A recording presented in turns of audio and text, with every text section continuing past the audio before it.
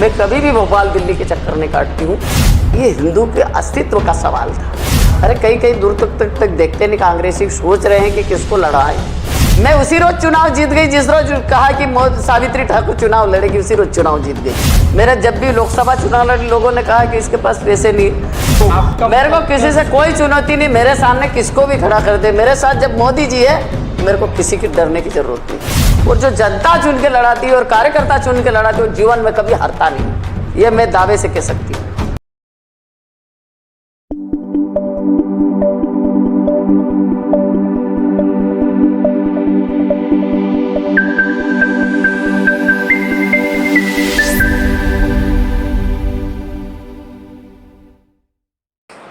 नमस्कार, मैं हूं जयदीप गुर्जर और आप देख रहे हैं पब्लिक वार्ता। इस वक्त पूरे देश में 2024 के जो लोकसभा चुनाव है, इसका बिगुल बज चुका है। वहीं हम मध्य प्रदेश की धार लोकसभा सीट में इस वक्त मौजूद हैं। हमारे साथ में आज पब्लिक या जनता के जो है सवालों का जवाब देने के लिए यहाँ की भाजपा प्रत्याशी श्रीमती सावित्री ठाकुर मौजूद हैं। हम उनसे बात करेंगे, उनसे जानेंगे उनका विजन और उनके लक्ष्य के बारे में और उनकी चुनावी तैयारियों के बारे में। सावित्री जी, आपका बहुत बहुत स्वागत है हमारे पब्लिक वार्ता परिवार की ओर से। भाजपा ने आप पर दूसरी बार जो है भरोसा जताया। आप पूर्व में सांसद रही हैं, आपका राजनीतिक सफ़र जो है 2003 से शुरुआत हुई थी आपके राजनीतिक सफ़र की, जैसा हमें ज्ञात है। और आप पर जो है भाजपा ने दूसरी बार भरोसा जताया है। आप इस बार जो है सांसद के जो टिकट की दौड़ में तीसरे नंबर पर थी और एकदम से आपका नंबर पहले नाम आपका घोषित होता है, पहले नंबर पे आ जाती हैं। तो पार्टी ने क्या सोचकर, किस मंशा को सोचकर आपको दोबारा मौका दिया है? और अब की बार जैसा कहते हैं प्रधानमंत्री नरेंद्र मोदी जी का भी नारा है कि अब की बार 400 पार, और उन्होंने आपको धार से दूसरी बार मौका दिया है। तो क्या मंशा है, क्या पार्टी की क्या अपेक्षा है आपसे? थोड़ा जनता को इस बारे में बताइए। देखो, भारतीय जनता पार्टी ने, मैं जिला पंचायत अध्यक्ष रही हूँ, ऐसा सोचा है तीसरी बार मौका है मेरा, सांसद के रूप में दूसरी बार मौका है। और भारतीय जनता पार्टी ने जो कुछ मेरे पे विश्वास किया है, मैं उस पर खरा उतरने का पूरा प्रयास करूंगी, क्योंकि भारतीय जनता पार्टी एक ऐसी पार्टी है जो पूरे देश में आज पूरा देश भारतीय जनता पार्टी की ओर देख रहा है। और हाँ, मैं बड़ी खुश नसीब हूँ जो मेरे पर भारतीय जनता पार्टी शीर्ष नेतृत्व ने दूसरी बार विश्वास किया है, उस पर मैं खरा उतरने का प्रयास करूंगी। हमारा सवाल है कि भाजपा के किसी बड़े नेता को आप आदर्श मानती हैं? क्योंकि जैसा हम सभी जानते हैं कि आपका कोई पारिवारिक बैकग्राउंड ऐसा नहीं रहा है राजनीति से जुड़ा हुआ। आप एक आम साधारण परिवार से आती हैं, एक साधारण महिला के तौर पे शुरुआत में आपने एनजीओ वगैरह में भी काम किया है, और आप एकदम से भाजपा आपको मौका देती है और जिला पंचायत अध्यक्ष, जिला पंचायत सदस्य, भाजपा के कई बड़े दायित्वों पर आपने रहे हैं। तो और आपको डायरेक्ट अब सांसद पहले बनाया भाजपा ने, अभी फिर दूसरी बार मौका दिया है। तो किसी बड़े नेता को आप आदर्श मानती है? और कोई बड़ा नेता आपके संपर्क में ऐसा कोई नेता आपके करीबी रहा है? माननीय विक्रम वर्मा जी, मैं उनका आदर्श मानती हूँ। और क्योंकि वो हमारे धर्मपुरी के रहने वाले हैं और उनको हम सभी आदर्श मानते हैं। और मैं पहले से मैं समाज सेवी थी और मैं एक छोटे से गांव के 60-70 घर की बस्ती की रहने वाली महिला को पार्टी ने मेरे को इस लायक समझा है, तो मैं उस पार्टी के अनुसार खरे उतरने का प्रयास करूंगी। जो मैंने पहली शुरुआत थी, मैं समाज सेवा में थी। 9 से 10 साल मैंने महिलाओं के बीच, पुरुषों के, युवाओं के बीच, किसानों के बीच काम कर चुकी हूँ।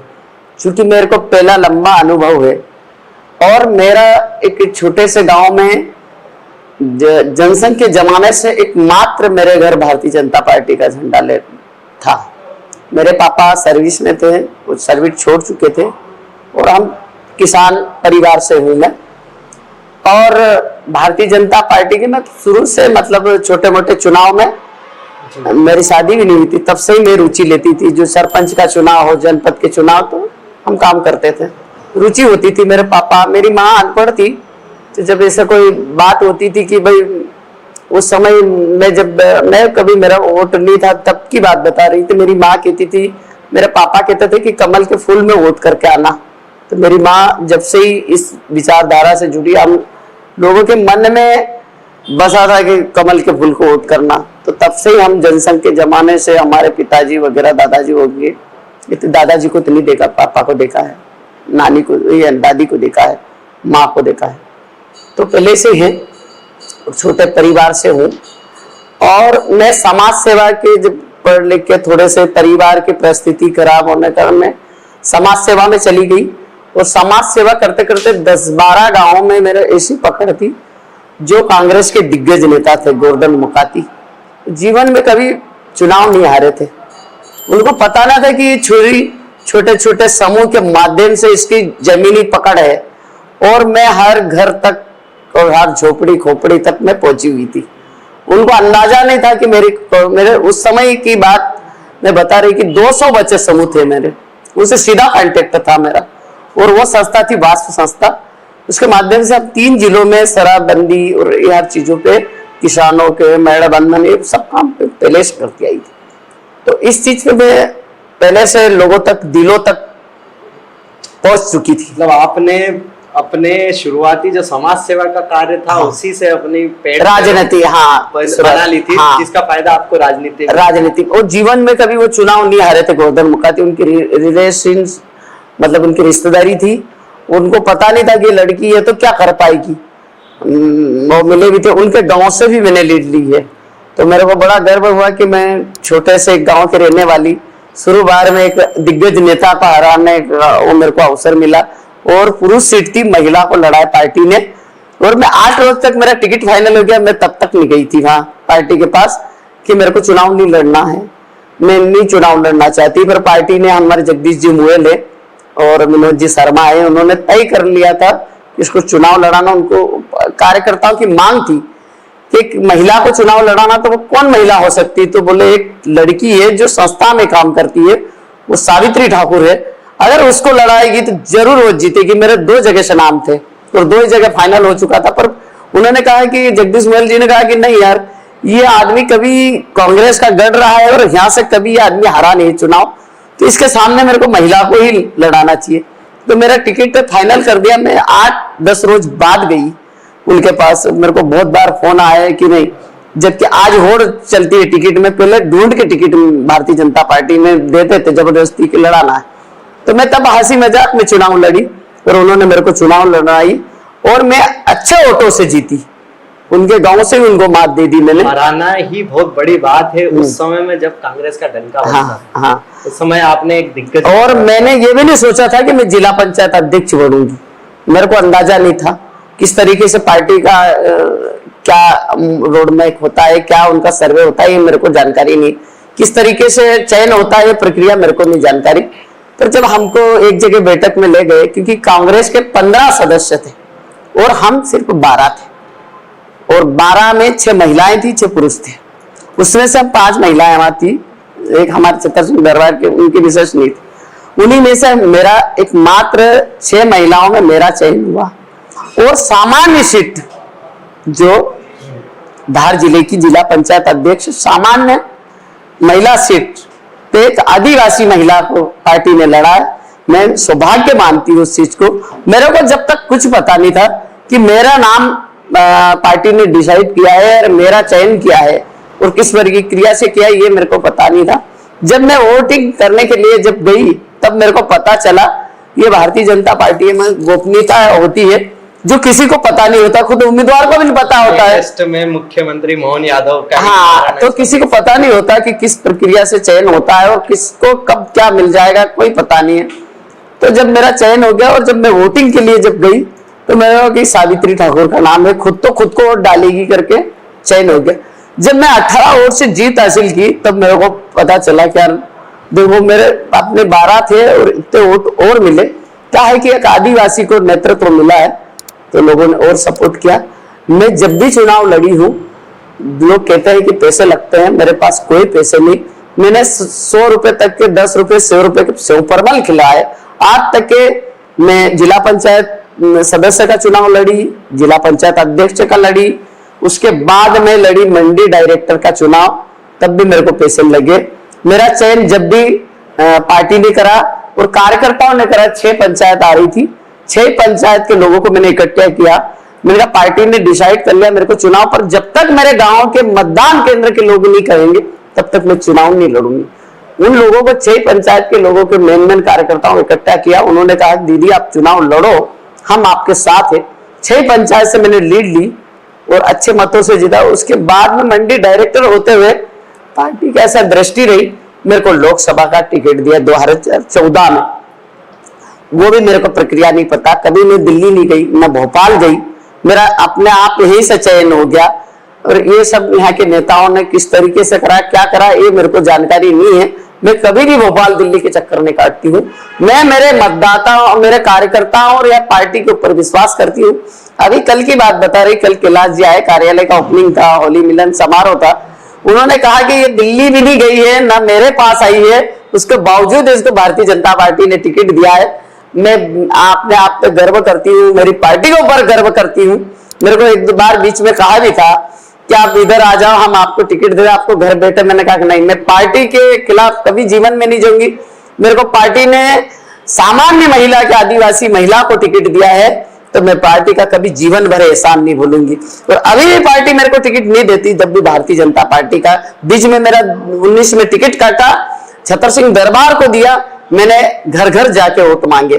कभी मैं पार्टी के खिलाफ नहीं जाती हूँ। मैं पार्टी की उपाध्यक्ष रही हूँ जिले की, फिर पार्टी के जब सांसद बनी तो राष्ट्रीय किसान मोर्चे की उपाध्यक्ष रही। और जैसे उड़ीसा, नागालैंड, ऐसे कई क्षेत्रों में मैंने दौरे किए। जब जब पार्टी ने मेरे को भेजा है कि वहां पर जाना, ऐसे आपदा आई है किसानों के ऊपर, तो मैं जरूर गई हूँ। 6 दिन हमने 9 बजे से रात को 12-12 बजे तक मैंने दौरा कर पार्टी के लिए। मैं आधी रात को तैयार करती हूँ कि भले उपचुनाव हो, कुर्सी का चुनाव हो, जहां भी पार्टी ने मेरे को भेजा मैं पूरी ईमानदारी के साथ, दृढ़ता के साथ काम करती हूँ। अभी विधानसभा में मैंने धर्मपुरी से दावेदारी की थी, पर पार्टी ने लालू सिंह ठाकुर जीजा को टिकट दिया। मैंने पार्टी को कह दिया कि जिसको भी टिकट दिया हम उनका काम करेंगे। जीजा को जिताया, जितनी मेहनत लगी करी, और पार्टी ने फिर दूसरी बार मेरे पे विश्वास किया। मैं पार्टी के शिष्य में तो धन्यवाद देती हूँ। और जो मैं काम जो रह गए, जो 5 साल में नहीं कर पाई हूँ, वो काम आगे मैं करूंगी। मतलब आप पार्टी के लिए अपना सर्वस्व न्यौछावर करने के लिए तैयार है। जिस पार्टी ने आपको फर्श से अर्श तक पहुंचाया है, उसके लिए आप बिल्कुल है। और बहुत मैं पार्टी के बहुत धन्यवाद आभारी हूँ। मैं पार्टी नेत्री कह सकते हैं सावित्री ठाकुर को, जिसने आज तक हार का बिल्कुल कभी नहीं देखा हार का मुंह। काफी दिलचस्प बात है आपकी जो कहानी आपने खुद बयान करी है कि किस तरह से पार्टी में आप आई, आपको पता ही नहीं था। काफी जनता को शायद पता नहीं होगा, हमारे माध्यम से आज उनको पता चलेगा कि किस तरह से आपका सफर रहा है राजनीति। और ना कोई ऐसे पैसे वाली हूँ मैं, ना पैसा, ना कुछ नहीं। 3-4 चुनाव में कोई कह दे कि इसके पास पैसे, मेरा जब भी लोकसभा चुनाव लोगों ने कहा कि इसके पास पैसे नहीं, लोगों ने खुद अपनी जेब से पैसे खर्च करके पार्टी ने मेरे को लड़ा। लोकप्रिय नेता अगर कहें तो ये भी कम नहीं होगा कि जनता खुद आपको आगे करती है कि सावित्री जी चुनाव लड़िए। देखो, समाज सेवी आदमी को हमेशा ही जनता चुनाव लड़ाती, और जो जनता चुन के लड़ाती है और कार्यकर्ता चुन के लड़ाती है, जीवन में कभी हारता नहीं, ये मैं दावे से कह सकती हूँ।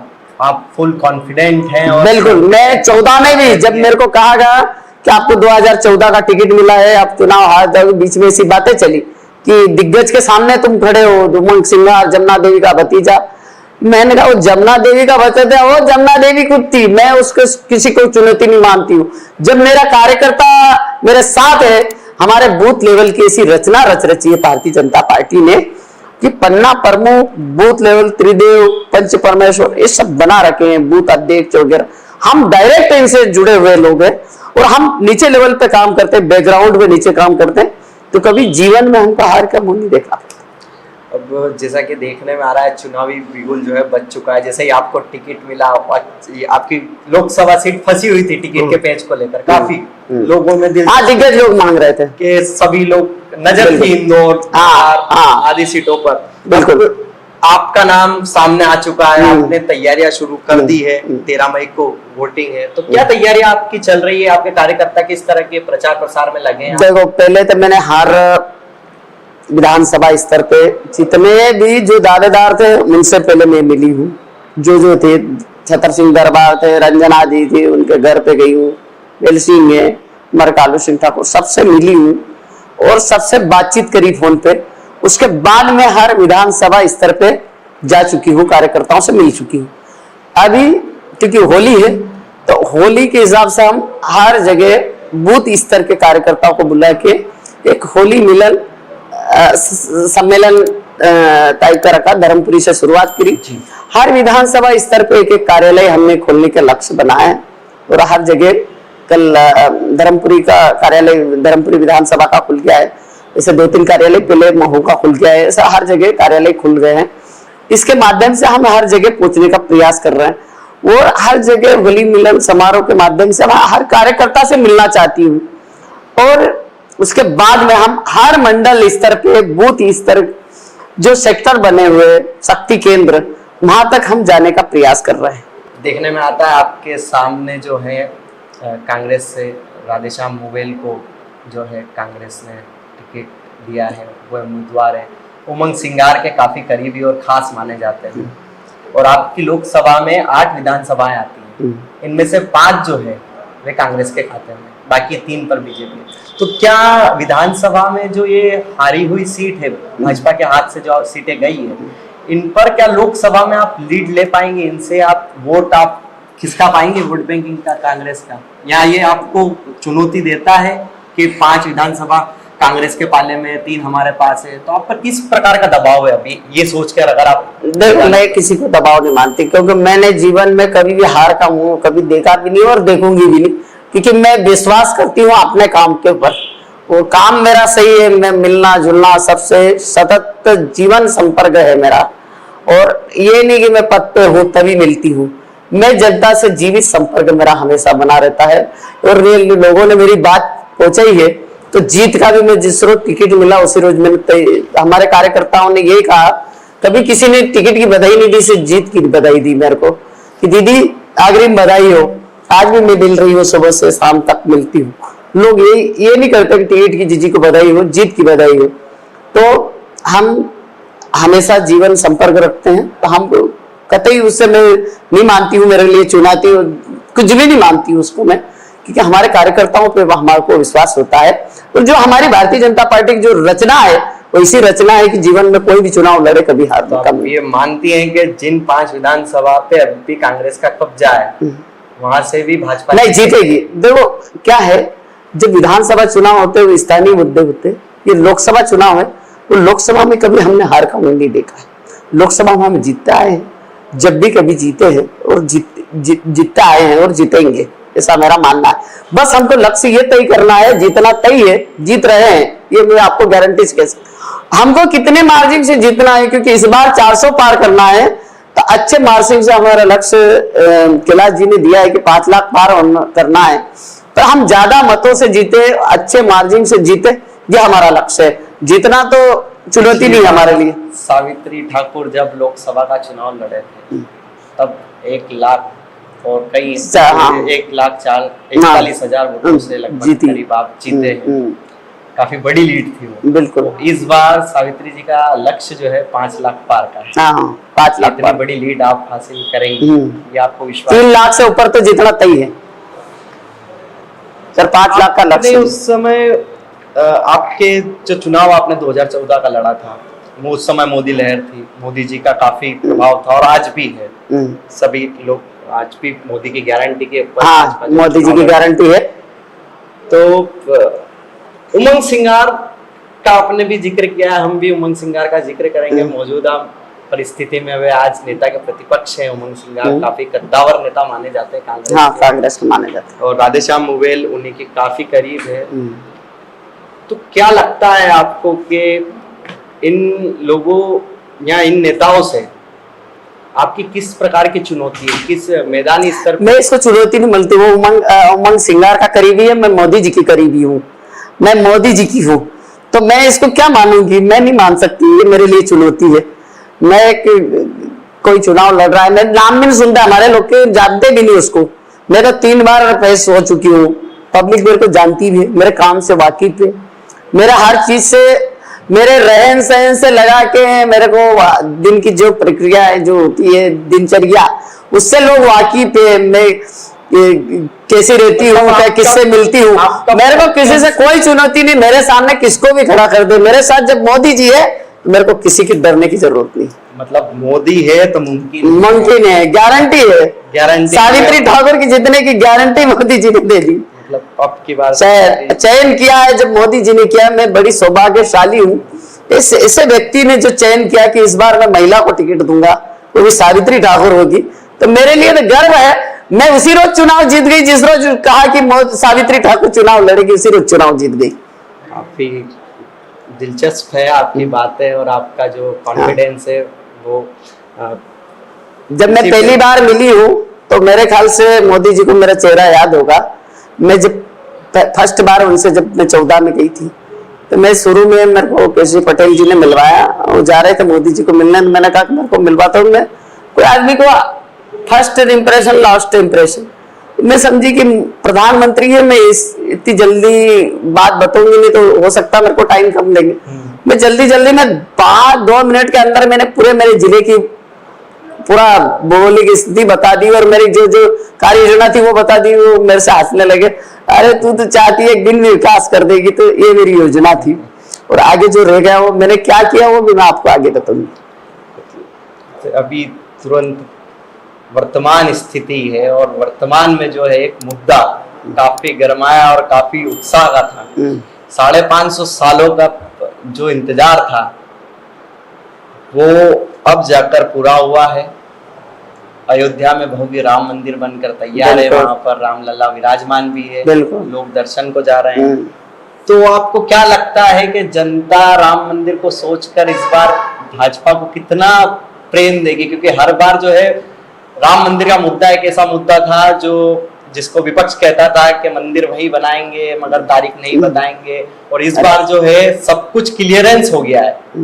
मतलब मोदी जी है तो मुमकिन है, मोदी की गारंटी है। और मोदी जी का एक बात बता दो, भूमि पूजन किया तो लोकार्पण भी मोदी जी ही करते हैं। तो मोदी जी भारतीय जनता पार्टी की सरकार में तारीख भी मोदी जी ने बताई और मोदी जी ने राम लला को मंदिर की ओपनिंग भी उन्होंने की। तो पूरे देश राममयी है और जनता, ये हिंदू के अस्तित्व का सवाल था और हिंदू इसमें गर्व करता है। 5 साल पुराना जो सपना आज पूरा हुआ, हर आदमी के दिल में बसा है राम। हर आदमी चाहता राम वापस आए, घर आए वनवास काट। तो 500 साल पुराना सपना आज पूरा हो गया, पूरा देश राममय हो गया। कौन कहता है चुनौती?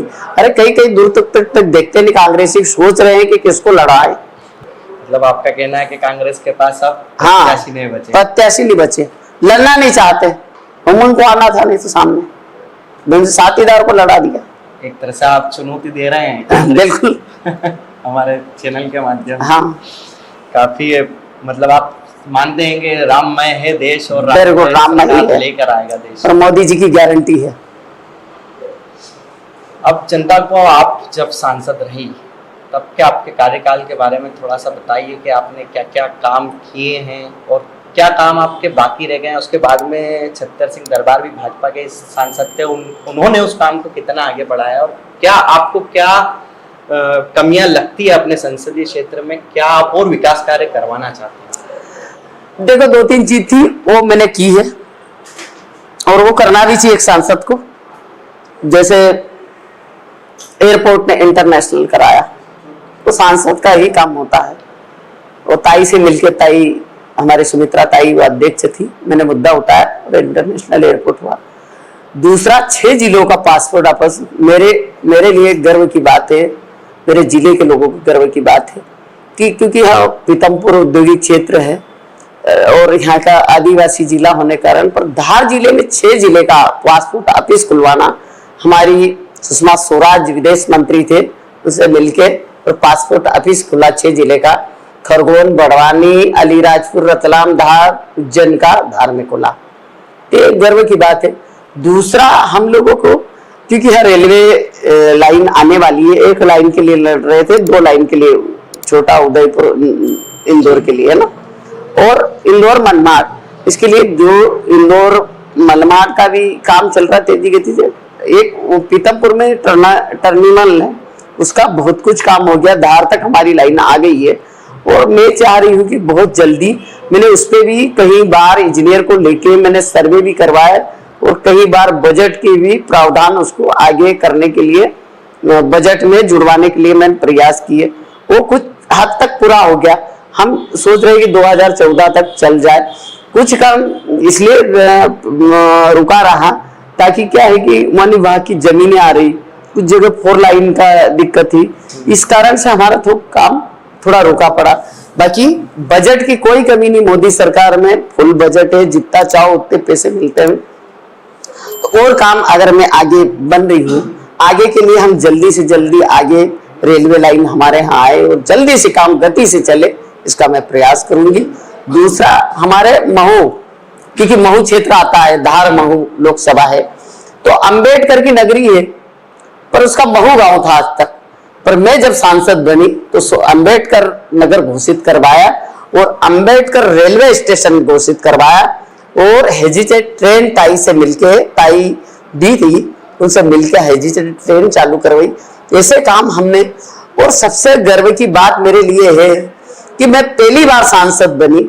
एक तो मेरे यहाँ मोदी जी मेरी जब प्रचार, जब 14 में मेरा टिकट हुआ तो कुक्षी मेरे यहाँ आए थे चुनावी सभा में। दूसरी बार जब आए तो वो ग्राम उदय से भारत उदय का शुभ आरंभ योजना के करने के लिए वो अंबेडकर नगर महू आए। और तीसरी बार जब यहाँ कश्मीर में जो हुआ था तो धार में आए, तो एक सांसद के लिए एक मोदी जी का आना 3 बार उसकी लोकसभा में, ये मेरे लिए गर्व की बात कि 3 बार आए।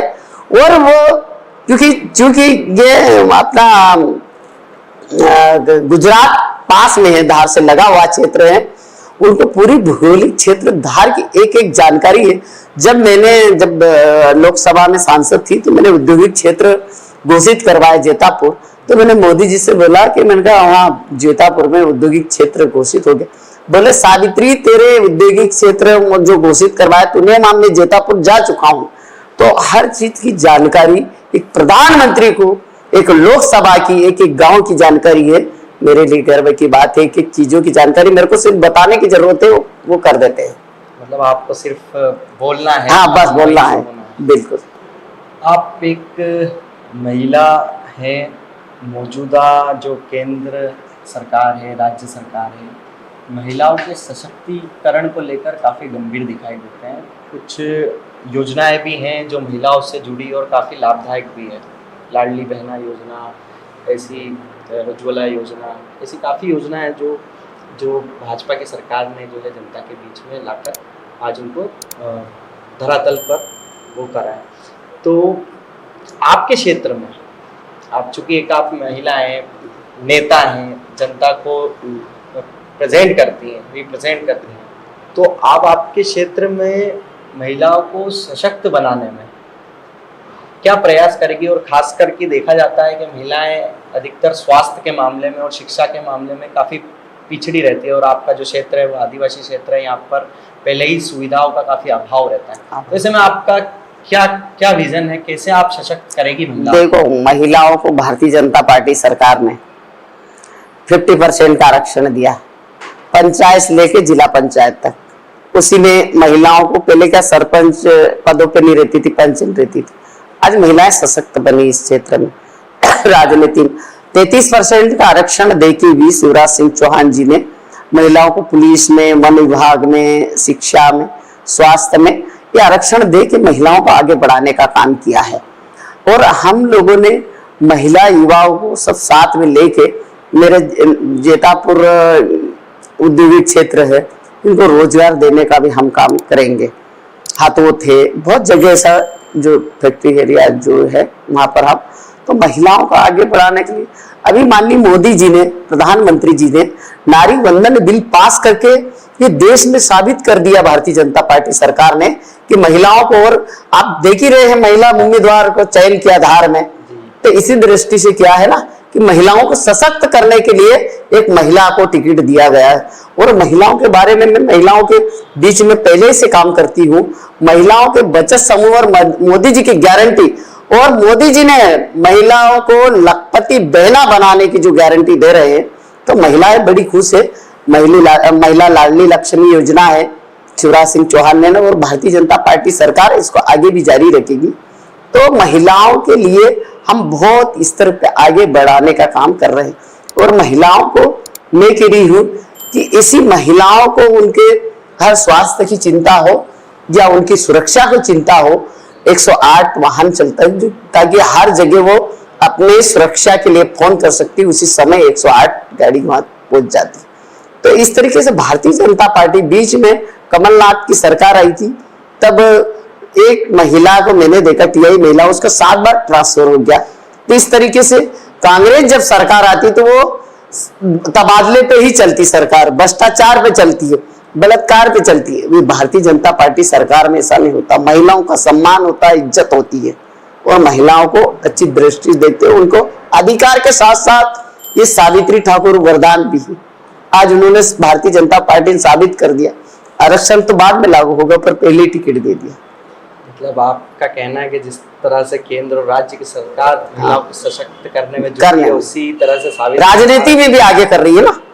सावित्री जी ठाकुर भी जो है क्षेत्र की महिलाओं को सशक्त आज देश के हमारे और करती रही। आदिवासी महिला एक देश की राष्ट्रपति है।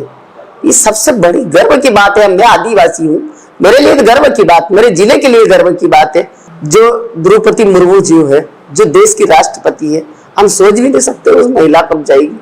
आदिवासी महिला सोच सकती है, मैं सोच सकती हूँ। मेरे जीवन में नहीं सोचा था कि मैं सांसद बनूंगी, और किसी परिवार ने भी नहीं सोचा होगा मेरे कि सांसद बनूंगी। कोई सपने भी दूर दूर तक नहीं दिखाई देते, न कोई परिवार का राजनीतिक बैकग्राउंड है। तो Bharatiya Janata party vision clear है महिलाओं को लेकर भी, महिलाओं को लेकर पार्टी काम कर रही है उस तरह। आगे भी मैं महिलाओं के लिए इस कॉलेज की स्थापना करना चाहती हूँ, जो महिलाओं से रिलेटेड जो आगे बढ़ सके, स्वास्थ्य के इसमें उनको नर्सिंग कॉलेज की ट्रेनिंग मिले, ताकि वो स्वास्थ्य क्षेत्र में आगे जाए। नर्सिंग कॉलेज की आप मांग करूंगी, मांग करेंगी सरकार से अगर आप सांसद बनते हो। धार की बात करें तो धार पर्यटन की दृष्टि से काफी महत्वपूर्ण माना जाता है मध्य प्रदेश में। विदेशों में नाम है मांडव का। मांडव और भी बहुत सारी जगह है धार के आसपास, डायनासोर का यहाँ पर बहुत बना हुआ है। तो ये कहा जा सकता है कि इतना सब कुछ होने के बाद भी धार में यहाँ पर पर्यटक जो है रुचि बहुत कम लेते हैं कि यहाँ का पर्यटन विकास जो होना चाहिए वो काफी धीमा है या फिर ठीक से हो नहीं पाया है अब तक। देखो, बहुत कुछ हो रहा है। जैसे अभी हमारे यहाँ पर्यटक जो क्षेत्र है मांडव है, बहुत सारी चीजों में क्या है कि अब हम गति ले रहे हैं। मांडव का रोड था, मैं जिला पंचायत अध्यक्ष बनी तब जाके मांडव का रोड बना। पहले कोई मांडव का रोड नहीं था जाने का, कच्चा रोड था, पक्का रोड बनवा। तो सब ये भारतीय जनता पार्टी की जब सरकार आई है, हम लोग करते जा रहे हैं, उस काम को आगे गति देते जा रहे हैं। अभी 10 साल की जो सरकार है उसमें कितने काम हुए हैं। मांडव जैसे धर्मपुरी बेट है, मांडव है, एक किला है सराय के पास, हम इनको विकसित करने में, जैसे हमारे बाग है बॉग पर्यटक के नाम से, वहां भी गुफा है, इसको पूरा रिसर्च करके और मैं इसका पूरा प्रोजेक्ट बना के केंद्र सरकार को दूंगी और इस पे काम होगा पूरे आगे। मतलब आप पर्यटन के क्षेत्र में भी जो बढ़ावा देंगे, फोकस रखेंगे कि पूरी तरह से जो है ये कहने को नहीं मिले कि मांडव में कोई पर्यटक आया उसको सुविधाएं नहीं मिली। नहीं, मैंने तो वो हेलीकॉप्टर उतारने की बात करी कि 8 रोज में एक हेलीकॉप्टर चले ताकि विदेशी पर्यटक आते उनको असुविधा नहीं हो, कोई भी आने वाला जाने वाला आ सके जा सके। तो मेरा तो ये प्रयास भी है। एक और सवाल जो है जनता के बीच से ही आया है जब हम यहाँ पर रिसर्च कर रहे थे कि यहाँ पर धार में जो है, धार के आसपास के जो क्षेत्र हैं, यहाँ पर लोग कानून व्यवस्था को लेकर थोड़े से नाखुश नजर आते हैं।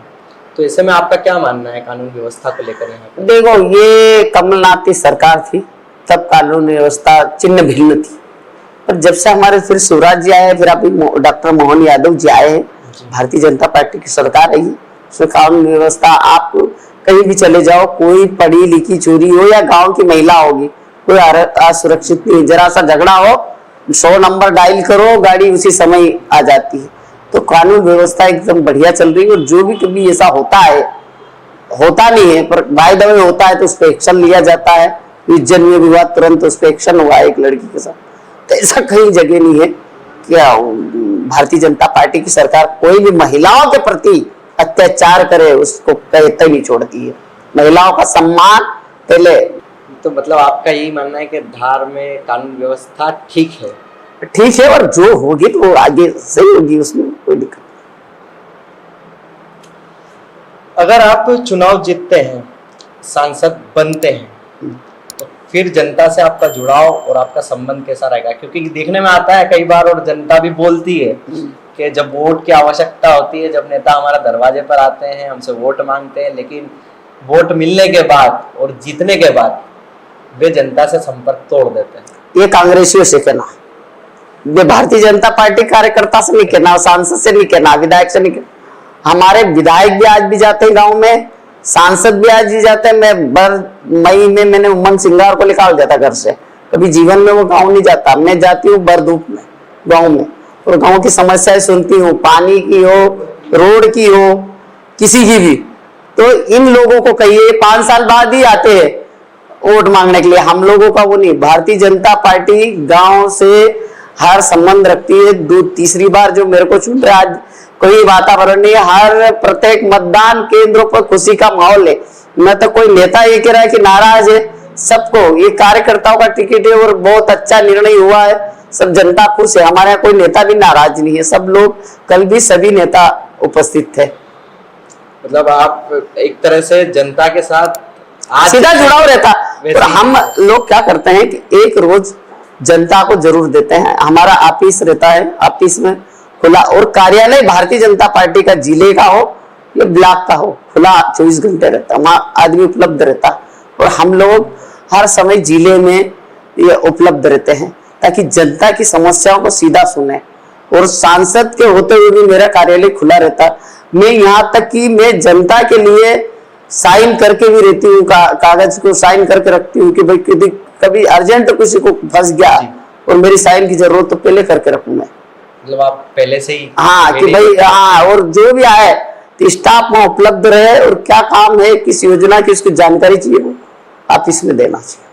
और एक और आपने बात कही कि अंदरूनी खींचतान और जो कटाक्ष वाली बातें हैं, यहाँ पर किसी के, यहाँ पर कोई टिकट भारतीय जनता पार्टी में मिलने तक सब टिकट मांगते हैं, हर किसी को मांगना चाहिए, उसको कोई है। मतलब टिकट मिलने के बाद कोई अंदरूनी नहीं है हमारे धार जिले में। लड़ाई किसी छतर सिंह दरबार का समर्थन है, वो खुद दादा थे, कल सभी नेता थे हमारे यहाँ, कालू सिंह ठाकुर जी थे, ऐसा कहीं। मतलब खेमे की लड़ाई से साबित नहीं, मैं किसी खेमे की हूँ नहीं, मैं भारतीय जनता पार्टी की हूँ। किसी खेमे से कोई खेमे से किसी से कोई लेना देना नहीं, मेरा सिर्फ भारतीय जनता पार्टी, कमल की फूल की सावित्री ठाकुर है। धार में उद्योग पीतमपुर आपकी उसमें आता है पूरा लोकसभा में, तो धार जिले में भी जो है उद्योग को लेकर, रेल लाइन को लेकर, रेल लाइन का काम चल ही रहा है।